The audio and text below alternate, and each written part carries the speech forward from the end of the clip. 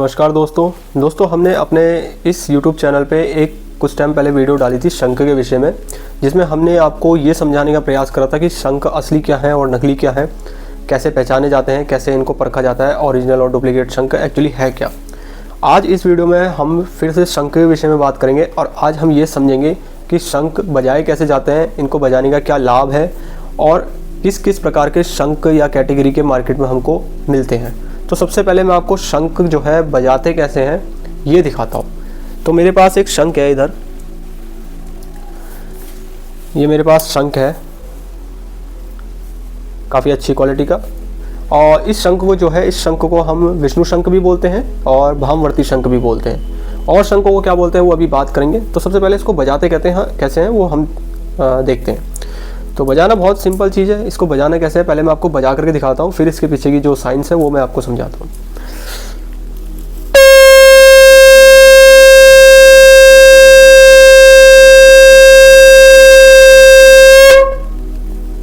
कुछ इस प्रकार से शंख जो है बजाया जाता है।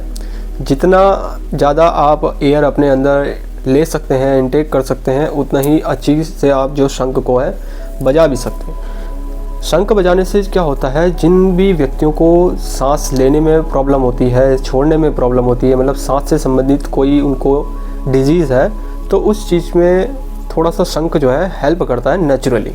ठीक है, जब हम अपने शंख को बजाने के लिए ज़्यादा मात्रा में हवा को, अपने एयर को अपने लंग्स में लेते हैं, तो बहुत ज़्यादा मात्रा में हम ऑक्सीजन एब्जॉर्ब करते हैं। और जब हम जिस प्रकार से जितना लंबा हम शंख को आगे मेंटेन करके बजाएंगे, तो हम हवा को क्या कर रहे हैं, बाहर कर रहे हैं। जब हम बाहर हवा को छोड़ रहे हैं तो हम साथ साथ क्या छोड़ते हैं, उसमें कार्बन डाइऑक्साइड छोड़ते हैं। तो उससे क्या है, हम ज़्यादा मात्रा में कार्बन डाइऑक्साइड जो है बाहर भी छोड़ रहे हैं। तो इससे क्या होता है, हमारे अंदर जो एयर जा रही है वो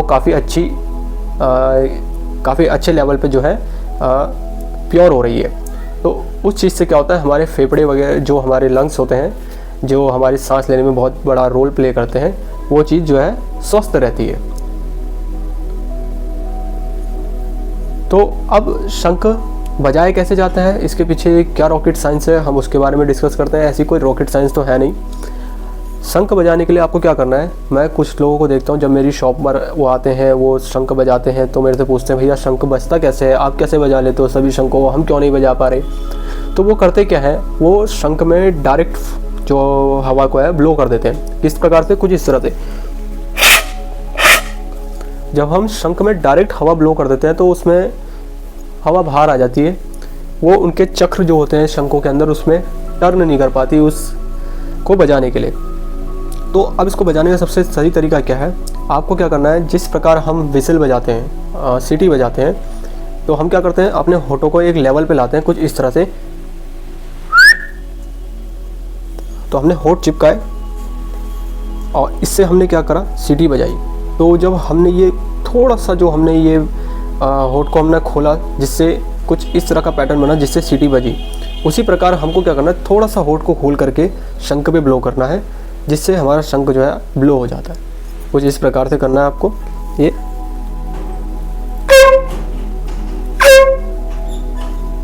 कुछ इस प्रकार से। इसी को आप लंबा करेंगे, थोड़ा सा मेंटेन करके चलेंगे तो शंख जो है लंबा बज जाएगा। अब इसको सीखने का सबसे आसान तरीका एक ये भी है, जो लोग पान खाते हैं, अब वो जब पान थूकते हैं तो पान कैसे थूकते हैं, इस प्रकार से। आप सोच रहे होंगे मैं ये क्या गलत बात कर रहा हूँ, तो मैं आपको सिर्फ शंख बजाना सिखाना चाहता हूँ और बाकी मेरा इससे कोई और लेना देना नहीं है। तो शंख बजाने के लिए ये जो पैटर्न बनता है ना आपके थूकने पे, वो एक गलत चीज़ है। वही पैटर्न अगर आप शंख को ब्लो करने पे लगाएंगे तो वो एक काफ़ी अच्छी चीज़ है, आपके लंग्स के लिए बहुत बढ़िया चीज़ है जब आप ये करते हैं। तो जब वो पैटर्न बनता है कुछ इस तरह से, जब आप थूकते हैं, तो उसी पैटर्न को अगर हम शंख पे करें इस्तेमाल, कुछ इस प्रकार से होगा। फिर इसको थोड़ा सा लंबा लेना है, फिर धीरे से इसको थोड़ा और लंबा लेंगे, तो इस प्रकार से जो है शंख आपका बज जाएगा।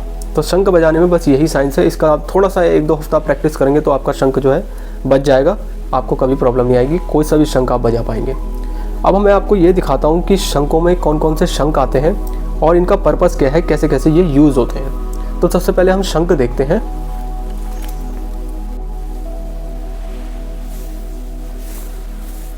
तो मेनली ये वाले शंख जो हैं, ये 4 कैटेगरी के जो मैंने शंख रखे हुए हैं,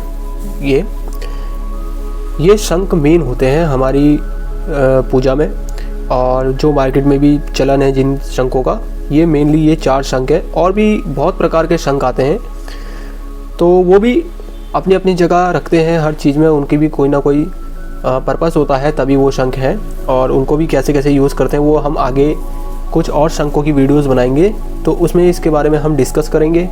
अभी जो मेरे पास अवेलेबल है और सबसे ज़्यादा जो चलते भी हैं, हमारी पूजा में यूज़ होते हैं, जो हमारे डेली में यूज़ आते हैं, हम उसके विषय में डिस्कस करेंगे। सबसे पहले ये शंख होता है, इस शंख को क्या कहते हैं, भामवर्ती शंख कहते हैं, और इसको विष्णु शंख भी कहते हैं, इंग्लिश में से राइट हैंड शंख भी कहते हैं।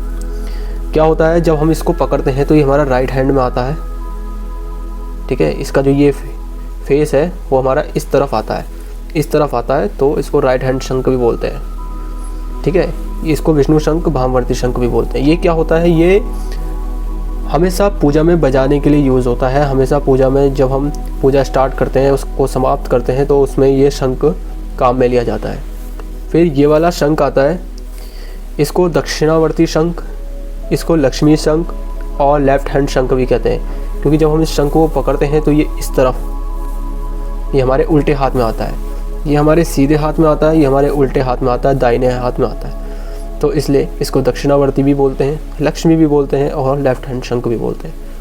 ये इन दोनों के फेस जो हैं ये अलग अलग होते हैं। तो इस शंख का पर्पस क्या होता है, ये अर्घ देने के काम आता है, और विष्णु भगवान जी के अभिषेक में काम आता है, और इससे जल भर करके हम घर में नेगेटिव एनर्जीज़ के लिए और शुद्धिकरण करने के लिए हम इसे अपने घरों में जल भी छिड़कते हैं, उस चीज़ में भी ये यूज़ होता है। ये जो शंख है ये भी विष्णु शंख है, वही जो मैंने आपको बताया, राइट हैंड बोल लो या भामवर्ती बोल लो, बट इसमें क्या है, इसमें ये ना छेद नहीं है, ये बजाने में यूज़ नहीं होता। इसका क्या पर्पस होता है, मान लो किसी आदमी को घर पर शंख रखना है, और रखना भी चाहिए, क्योंकि शंख जो होता है एक पॉजिटिव एनर्जी आपके वातावरण में, आपके घर में क्रिएट करता है, ठीक है। लेकिन उनसे क्या है, वो शंख बजता नहीं है, उनको बजाना नहीं आता है। तो उस कंडीशन में क्या होता है, इस शंख को पूजा के स्थान पे रखा जाता है। डेली जैसे आप और भगवानों का अभिषेक करते हैं और उनकी पूजा करते हैं, उनको चंदन टीका वगैरह लगाते हैं, उनको भोग लगाते हैं, तो उसी प्रकार इसको बजाते नहीं है, इसको भी उसी प्रकार से इसका पूजा करते हैं, ठीक है।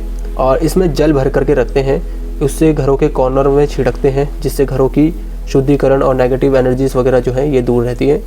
उसके लिए ये वाला जो शंख है, ये इसको गणेश शंख बोलते हैं, क्योंकि ये गणेश भगवान की सूंड के आकार का होता है, इसलिए इसका नाम गणेश शंख पड़ा है।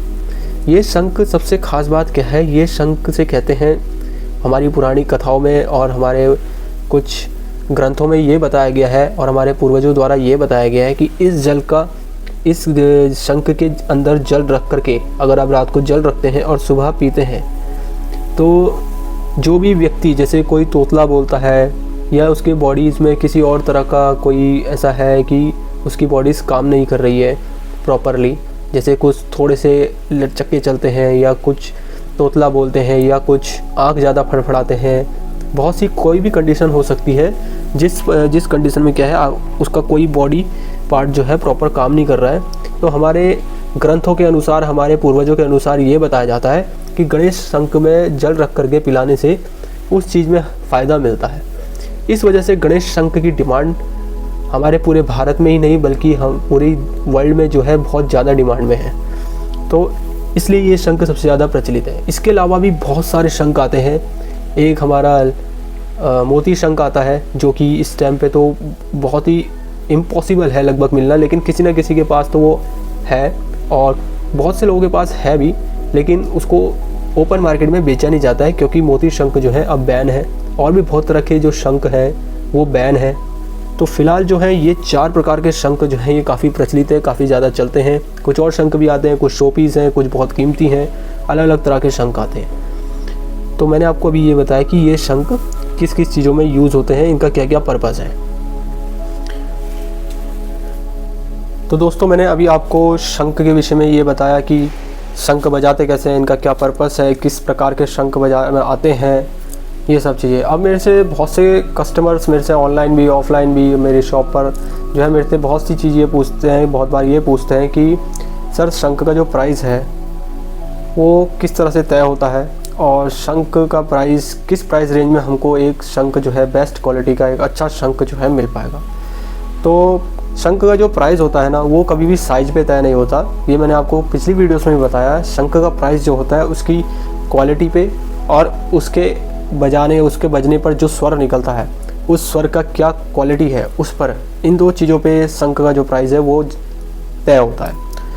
और शंख का क्या प्राइस ऐसा है जिस पे हमको एक बहुत अच्छी क्वालिटी का जो शंख है वो मिल जाएगा, जो बजने में भी आसान हो, बजे भी अच्छा, उसका स्वर भी अच्छा हो। तो कम से कम 1500 रुपये का जो शंख आएगा, कम से कम 1500 रुपये आपको शंख पे इन्वेस्ट करना पड़ेगा, जिसमें एक अच्छी क्वालिटी का, अच्छे साइज़ का और अच्छे स्वर का जो शंख है वो आपको मिल जाएगा। अगर आप हमसे शंख परचेज़ करना चाहते हैं या और भी कुछ पूजा आर्टिकल्स हैं, पूजा का सामान है, आप हमसे परचेज़ करना चाहते हैं तो हमारी शॉप विज़िट कर लीजिए। भारत माता माला भंडार के नाम से, भारत माता मंदिर के सामने, हरिद्वार, उत्तराखंड में। जय श्री राम।